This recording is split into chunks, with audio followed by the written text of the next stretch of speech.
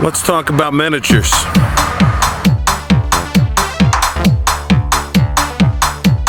I've been known to do some role-playing.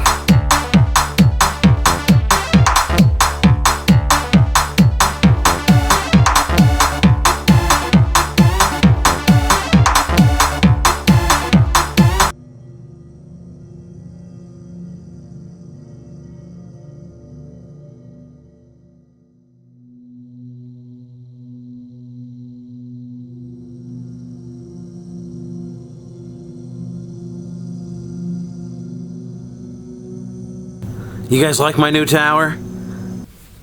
You guys like my new tower? You wouldn't believe how cheap it was when I bought it. You wouldn't believe what it looked like when I bought it, and you won't believe how easy it is to make it look like this. I'm going to show you that today on Miniature Mashup, but first, I'm going to show you how to make some trees out of toilet paper rolls. Man, those things just build up, don't they? Can you believe the size of this tower? You can hide your liquor in it. I'm not even kidding. Anyway, enjoy the show, guys. Saloon.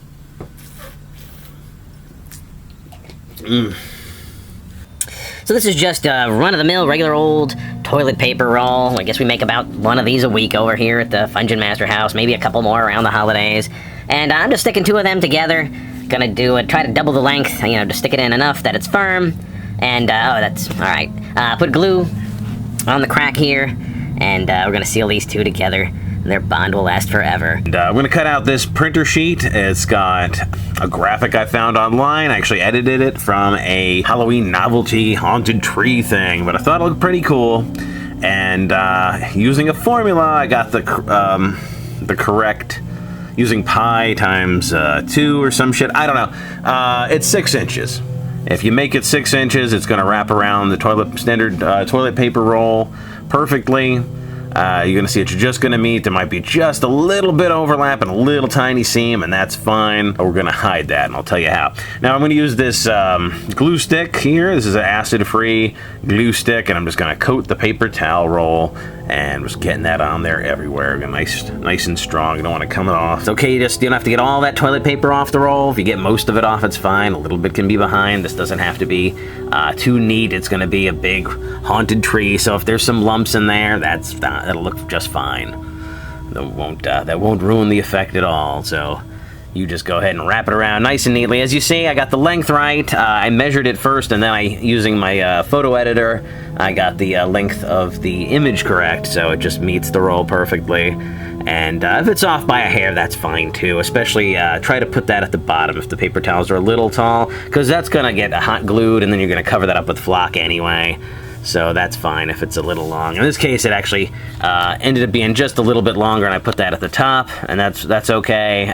The rest fit much more flush. Now, we're going to do this a few times, and I'm also going to do it at different heights. I'm going to combine paper towels, but not paper towels, toilet paper rolls, and I'm going to chop those down to different sizes, so I've got a variety. You don't want all the trees looking uniform, because they tend not to in a natural setting. So here I am hot gluing it down to our little circle. I'm going to have the seam that we created face inward, because that's how we're going to conceal it, because we're going to put another tree on the other side of the circle with its seam also facing inward where the two pages meet. So the effect is going to be much more congruous all the way around. Now, I've got a bit of wire. There's lots of stuff you can use. Twigs would probably be more effective. I had wire laying around, and these are going to be our roots for the trees. I'm going to have 3 coming up on the side of each tree, and I'm just going to hot glue those down.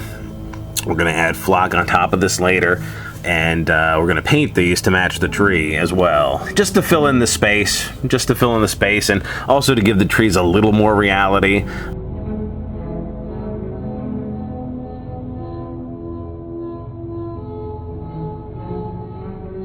Leaves from a holiday bouquet. It's artificial, some kind of holiday garland that you'd hang up. It looked like holly berries. I've used it in the mushroom project. Just filling in the top of these trees with it. I'm just going to start gluing that in, and when that's done, that'll be that. Now, I got this tower at a Goodwill for only $1. $1 makes me holler, honey boo boo. Can you believe this thing retails for $52 new? Oh man, I should have sold it. Now I have a tower for orc. I did not spend $51 on it. In fact, whatever you do not buy this new. $51 will buy you some terrain. If you've got 50 bucks for terrain, don't buy the Cars 2 clock tower and convert that into terrain. That's a bad use of your miniature dollar. What you want to do is get this thing like I did at a Goodwill for $1. Yes, a single dollar. That's my favorite part about thrift stores.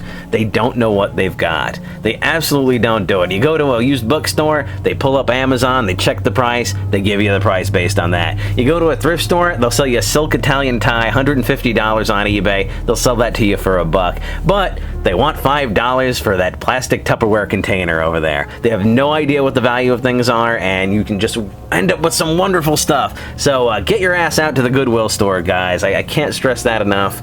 You're going to come back with toys. I've got a bunch of Goodwill things coming up that I'm going to be converting into terrain. And I've got to tell you, I love the craft, but if I can just add paint to something, like I did with this tower, 10 minutes of paint, 10 minutes to gut it. I'm not kidding, guys. Like about an hour worth of work, and you've got this giant tower. It looks fantastic. Huge piece of terrain.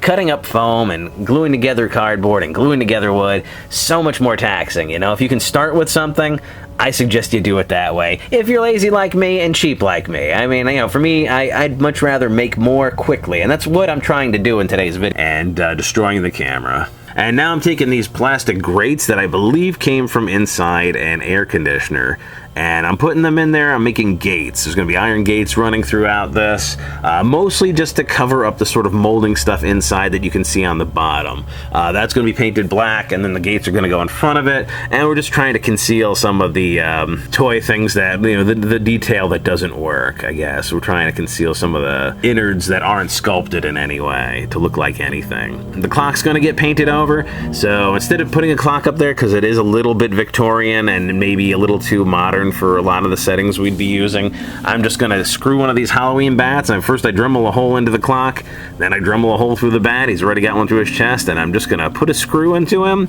one of the ones we took out of the toy earlier, and he is pinned down there nicely. And then I'm going to use hot glue to fill in the holes where the screws came out. So every time we took a screw out, we left a hole behind, and I'm just going to fill that in so when I paint over it, they don't draw so much attention. There's still going to be little lumps there of hot glue, but it's better than gaping holes. Now here it is primed in black, as you can see. It's ready for the table, really. It looks fine like this. I'm going to take it a step further and paint it up. I'm going to mix up a little gray. I actually don't have a lot of gray, and I do have a lot of white and black, so I just mix those up first. And I'm just going to brush that on there with a fairly dry brush. I'm not doing a particularly dry brush because I don't want to be here forever. I'm just trying to knock this thing out, make it gray with a little shadow. Now the inside bits here, these clock gears, I'm doing them in gold, and I'm doing these grates in gold. And I've put a little bit of gravel through the bottom here. I glued that on. We painted that as well. And I'm going to put little plants here growing up out of the dirt. This little road that runs through the tower. And I'm going to dry brush silver onto the gears that are sort of in the middle there. Gonna make a flag for it. I've got a flagpole which I painted brown and highlighted with a tan. And we're just gonna glue this rag together and add a little black paint to it to make it look sort of burned up and old. And that's it. I mean, this isn't, you could certainly do better flag work than this. This is me making very little effort.